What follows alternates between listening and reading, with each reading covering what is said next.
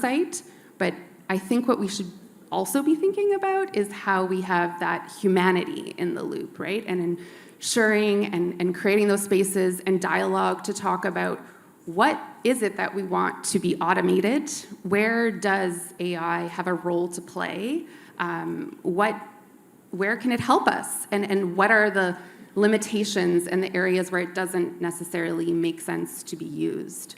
So having that conversation and considering the various aspects of using AI responsibly it needs to be a little bit broader, I think, to really bring about the benefits we're looking for. And I think talking about responsible AI is incredibly critical, and it was mentioned earlier a little bit about the opportunity for Canada to really continue to lead in this space and to bring the values that we hold as a nation into how this technology is adopted and implemented, and be an example of what good can look like. So that requires intentionality.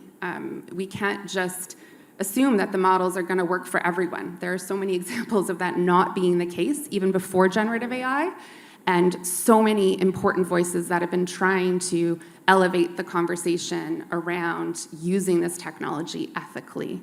If you haven't seen the documentary Coded Bias by Joy Bulamwini, or read her book, or looked at the work of Ramin Chowdhury in the Humane Intelligence Institute, where they do this engagement around AI. Because if we're going to have tools that work for everyone, it's important we all have a good understanding of the opportunities and limitations within the technology. And that's where I think AI literacy is a huge part of the work ahead.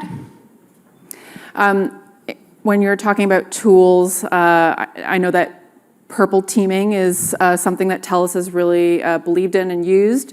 It's a method that's used in cybersecurity testing to test AI tools for risks and vulnerabilities. How are TELUS's team members, humans, involved in this testing, and why is that important? Humans in the loop. Yeah, we like to practice what we preach. And I think the challenge being in the private sector sometimes of driving out an ethics program, especially with the rapid pace of innovation in technology right now, it is not lost on me. So we